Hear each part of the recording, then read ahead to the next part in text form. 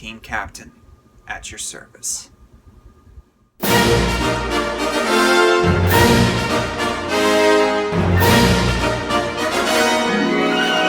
What's going on, everybody? I'm Joe, and today I'm here to talk about Captain America: Civil War. Now, before I get into my review, first of all, I want to apologize for this review being up a little bit late. Work has been pretty hectic the last week or so, and I had to find the right time to film this review, and this is probably the best time that I could in the amount of time that I have. And also, I wanted to marinate on Civil War for a little while.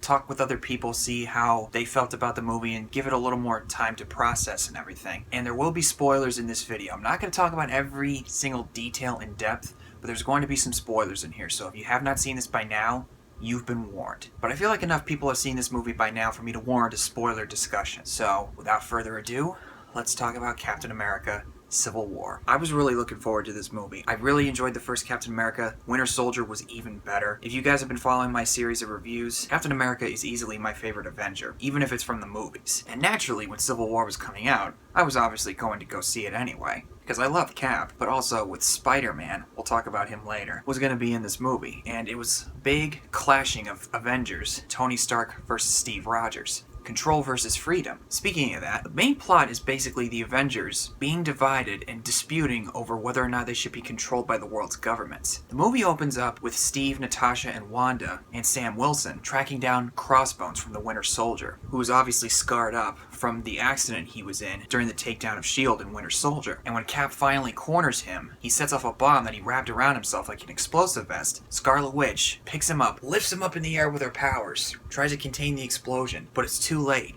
and he blows up in the middle of the air, and the explosion hits this building, killing a few innocent people inside, which leads into the world's governments going, okay, enough's enough. You guys have to be reined in. We can't handle this anymore. People are getting killed because of what you're doing. Something has to be done. Which leads us into General Ross from the Incredible Hulk, who's now Secretary Ross, who's presenting Captain America with the Sokovia Accords, and he shows them footage from Winter Soldier, the first Avengers, and the second Avengers movie, Age of Ultron. But it's not the trailer's stock footage that you see in the preview for Civil War. It's actually footage from people who are on the ground seeing all this stuff happening. And I have to say, I really thought it was an effective way of showing the consequences, because superheroes cause a lot of collateral damage, in these movies especially. It would have been really easy to keep going in each of these movies without having some set of consequences for these characters, and this movie handles it very well. With Tony Stark, he supports the Sokovia Accords. After he's confronted by a woman whose son was killed in the events of Age of Ultron, I believe it was Age of Ultron, I can't remember, calling him a murderer, and with all the stuff that's happened in the past with his weapons, the PTSD that he experienced in Iron Man 3, seeing the Chitauri inside that wormhole that he sent the nuclear missile up into, I think it makes a lot of sense for him to actually side with the government, because a lot of people,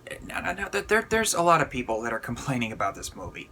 Naturally, that was going to happen, and with any movie in general, there's always going to be a group of people that are going to bitch and moan about certain aspects. And I saw one person, I'm not going to say his name, but he was complaining about why is Tony siding with the government? It doesn't make any sense. He was anti-government control. Well, watching the other movies where he decides to get rid of all the dangerous weapons that he owns, seeing the Chitauri, and creating Ultron after experiencing that vision from Scarlet Witch, I think it makes sense for him to actually say, you know what?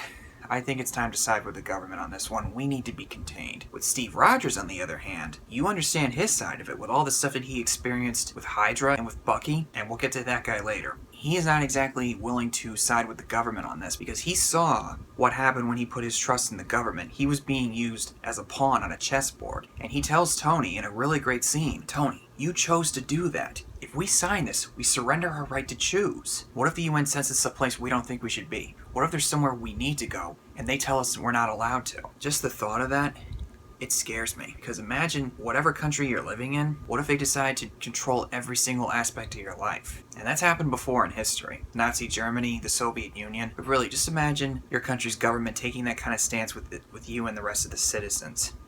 It's a scary thought. So he decides to rely on his own personal intuition instead of relying on the government telling him what to do. And it's really easy to side with either Captain America or Iron Man. I mean, I just practically gave it away who I'm on the side with. As you can't tell by my shirt, I am Team Captain. But this movie does a really good job of showing you both sides of the same coin. There's really no definitive way when you're watching this movie where you could say, I'm on your side. No, I'm on your side. And there were a few times where I just went, I don't know who I'm rooting for here. And when a movie can do that, that's not a bad thing. Props to this movie for doing that. And then it brings us to this conference in Vienna, where certain team members of the Avengers are meeting to decide whether or not they should be controlled, including someone like Black Widow, who meets T'Chaka, hopefully I'm saying that right, the King of Wakanda, and his son, T'Challa, played by Chadwick Boseman. And there's an attack there by supposedly the Winter Soldier, where T'Challa's father is killed, causing him to go on a revenge path, which shows us that he is the Black Panther. Chadwick Boseman, brilliant. Excellent, excellent job. And I'll be honest with you guys, I know nothing about this character until I saw this movie. I have no idea who he is as a character, what he's like, but I would definitely be up to seeing his solo movie, which unfortunately we gotta wait like 2 years for. But Chadwick Boseman was perfect. I don't really see who else you could have picked. And considering that this is his introduction to the Marvel Cinematic Universe and the general public, basically, they do a really good job of not shoving him in your face. They take the time that they need to in order for you to get behind his character. And you understand why he wants to chase after the Winter Soldier, because he believes that Bucky killed his father. And his suit looks great. I don't know if it was a real suit or if it was a motion capture suit, but wow. And he handled himself perfectly well in the action scenes, especially that tunnel chase scene. Awesome. And another thing that happens in this movie is the death of Peggy Carter. And I have to be honest, I kind of saw it coming because I saw a post about a few months ago saying that there's a funeral scene. And I just went, funeral? Is that Captain America? No, it can't be. Is it Tony? Maybe. But then it occurred to me, it's Peggy, isn't it? Shit. And her niece, Agent 13 from Winter Soldier. And I kind of knew who she was anyway, so it wasn't a big surprise for me. But the movie does treat it as a big, what? And it's handled really well, especially when you see Steve's reaction. He's like, what?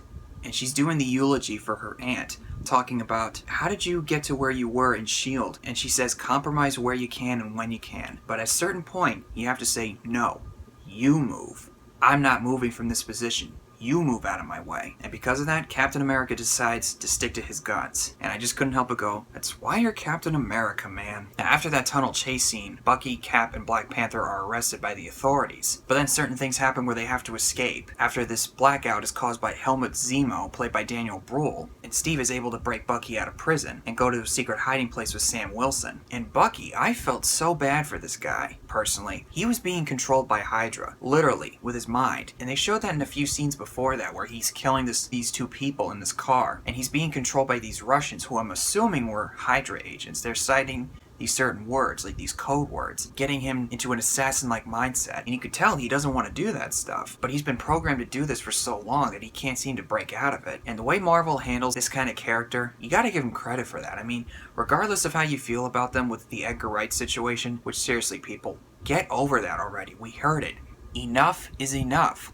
Let it go. One thing Marvel can really do very well is show the consequences and the effects that that kind of thing could have on a person. Stuff like that can mess you up. The acting all around is great. I mean, Chadwick Boseman's great. Chris Evans, as you'd expect, he's terrific as Captain America. Robert Downey Jr., need I say anything else? Elizabeth Olsen's really good as Scarlet Witch, and you feel a bit for her character as well. She doesn't have a whole lot of screen time, but she's being held captive by Vision, who's once again played very well by Paul Bettany, who's on the side of Iron Man. And there is another great scene where Hawkeye comes in to save Scarlet Witch from Vision. Now, of course, some people are complaining about Hawkeye's introduction into this movie, which he was there for basically no reason, but just for fan service.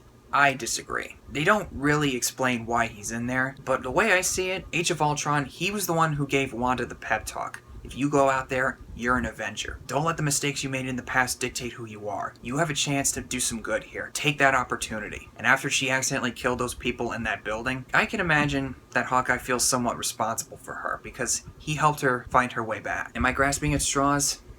Yeah, probably. But you know what? That's just the way I see it. And people say the same thing about Ant-Man, which again, Paul Rudd, perfect. He's awesome. But me, I see it as the way of Sam Wilson with his fight against Ant-Man in the Ant-Man movie. He saw what he was capable of, and he decided, you know what? We could use that kind of guy in a battle. So it would make sense, I would say. Which brings us into the action scene, with both sides fighting against each other at that airport. Which, let's talk about the action. Once again, excellent. And I think in a lot of ways it's even better with the airport scene and the final climactic battle between Cap and Iron Man. There are a few noticeable moments where it's a little too shaky and quick cut, similar to the Winter Soldier.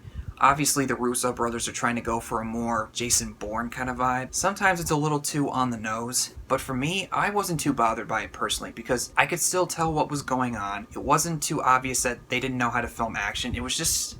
sometimes it was a little too quick. But mostly the action was handled very well, especially that airport scene. That was all kinds of superhero awesomeness you got there. With characters like Black Panther, Ant-Man, who turns into a big giant, that was completely out of nowhere. And considering the serious tone that this movie has overall with its political themes, it just goes completely over the top with Ant-Man turning into a big giant. And it's not treated so weirdly. It's actually...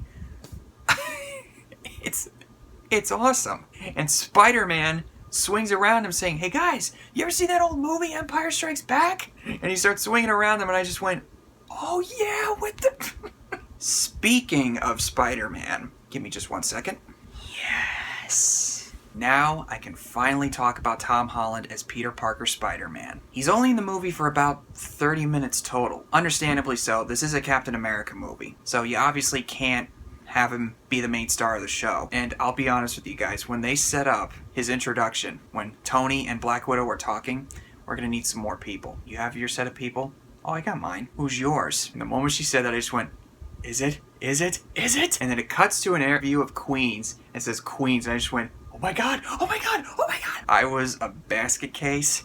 I couldn't wait to see Tom Holland. I have to admit though, you guys obviously know I was excited, but the closer we got, I actually got really nervous and scared. Because when I saw people saying that, oh my god, he's the best Peter Parker Spider-Man we've ever seen in live action, or he's better than Tobey Maguire and Andrew Garfield combined, it was good to hear, but at the same time I just went, well, this happened last time with Andrew Garfield, when they were using him as a club against Tobey Maguire, so is this the same situation? And I actually started to get a little worried that he was going to be too much like Andrew Garfield all over again, and I didn't want to see that again. But when he first shows up as Peter Parker, I was so relieved. He was a soft-spoken, nerdy kid, and he looks like a nerd. Thank God. He's not some handsome, pretty boy dreamboat. And when he sees Tony Stark talking to Aunt May, which I don't like that they made Aunt May a hot mom.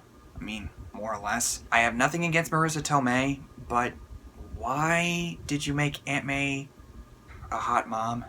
Why? Nevertheless, when Peter meets Tony Stark, he's freaking out, and he's fanboying out because Peter Parker's a bit of a fanboy sometimes, which plays into his interactions with the Avengers. If you've seen the TV spot where Bucky throws a punch at Spider-Man, and Spider-Man goes, "You have a metal arm?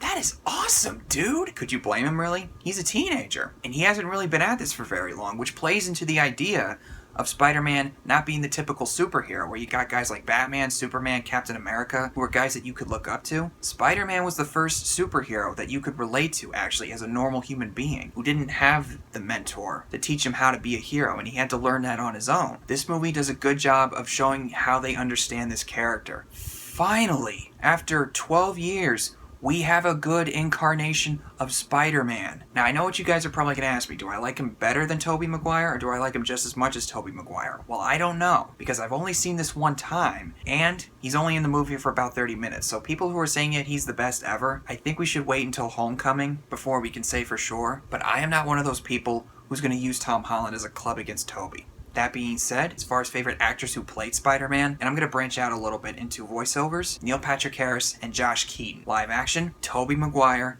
Tom Holland. Those are my top 4. Tom Holland, great job, man. You are awesome. I can't wait to see you in Homecoming next year. And also his Spider-Man side, he gets a little carried away with the jokes, I'll admit, but I found the jokes to be actually really funny, and it doesn't come off as him trying to be funny for the sake of being funny. He actually is charming and witty in the right possible ways, at least for me. There was 1 or 2 times where I went, okay, dude, chill out, you're getting a little carried away here. But again, could you blame him? He's a teenager. He looks up to these guys, so naturally he's gonna fanboy out over this. And his suit, I love the suit. It is classic Spider-Man. Some people, of course, have problems with the suit being built by Tony Stark. I was okay with it personally because, really, how do you explain a 16-year-old having the resources and the $300 million to build something that sophisticated? He has no job, barely any money, so how exactly would a high school kid have the resources to make something like that? But let's get back to Captain America, because if I talk any more about Spider-Man, I'm gonna forget about Captain America. After that big fight at the airport, some of the Avengers like Hawkeye, Sam Wilson, Scott Lang are captured by the government, and Stark discovers evidence that Bucky was framed for killing Black Panther's father by Helmut Zemo, played by Daniel Bruhl, which some people are complaining that he's just another typical Marvel villain who's wasted. He doesn't really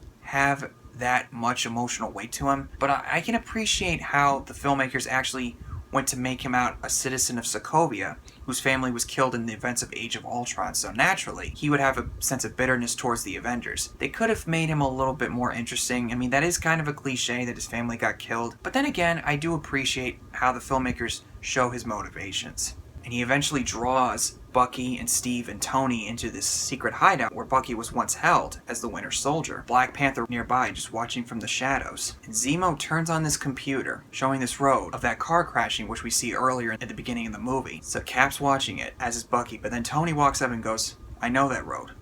What is this?" Immediately I went, oh no! It was Tony's parents being killed by Bucky. And Tony flips out and just starts kicking ass. Because think about this, guys. He wanted to reconcile with his father, and he said in the previous movies that he never really got along with his father, and he's always wanted to reconcile. Even in that scene in Iron Man 2, where he watches old footage of his father saying, "What was and will always be my greatest creation, Tony, is you." And they set it up earlier in that flashback recreation scene, where you see a young Tony Stark talking with his parents for the last time before they head out on their trip. Which, by the way, the special effects for a young Robert Downey Jr., brilliant. Just like the effects on Michael Douglas and Ant-Man. But back to the climactic battle, that was the one moment where I just went, I don't know who to root for here. And usually Tony is deflecting with humor, repressing all those emotions inside of him, but his father was the one thing that he wished that he could set right. And since Steve also knew about this, that is what finally makes him break. And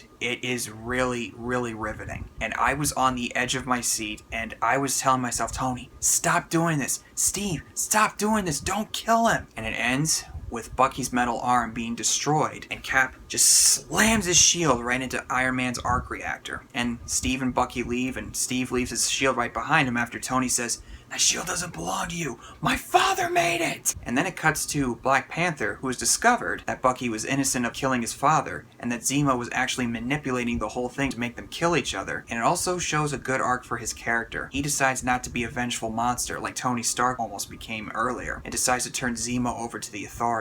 And that was a very clever reveal, I would say, because in the trailer, they make it look like Tony gets really upset with Captain America when War Machine gets shot down, which essentially paralyzes him for a little while, causing him to have these prosthetics over his legs, which can help him walk again. But I love when a trailer can make you think that a certain thing's going to happen, and a movie tells you a completely different way. Good job, Marvel. Well done. So the movie ends with the Avengers team still divided, and Steve sends a letter of apology to Tony Stark, and Tony has somewhat of a sense of forgiveness for Steve, but it's not in a way it's like, okay, we're still friends. No. There's still going to be some conflict there. I don't know if it's going to get resolved in an Infinity Wars, but we'll see how it goes. And Black Panther, in the mid-credit scene, grants Bucky and Steve asylum, where Bucky decides to put himself into carbon freeze, unintended, seeing that his mind control cannot be stopped until they find an actual cure. And I love the reveal of the mountain of the sanctuary where Black Panther's hiding. Steve says, you know, they're gonna find us here one day. Many have tried. And it cuts to the outside, and you see a giant mountain shaped in a form of a panther.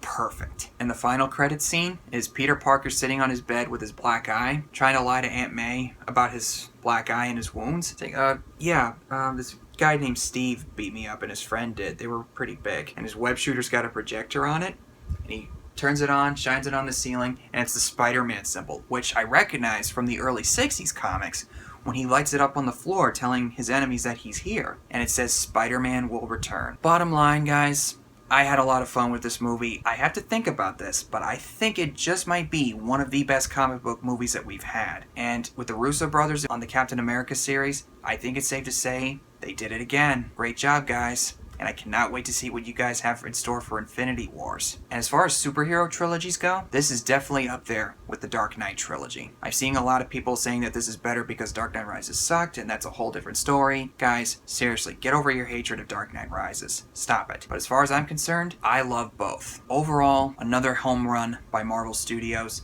and a great conclusion to the Captain America series. I can't wait to see what Marvel has in store next for us, especially for Spider-Man and Black Panther. What did you guys think of Civil War? Did you like it? Did you hate it? You think it was alright? What did you think of Tom Holland as Spider-Man, Peter Parker? Let me know what you think down below, and I'll see you guys next time.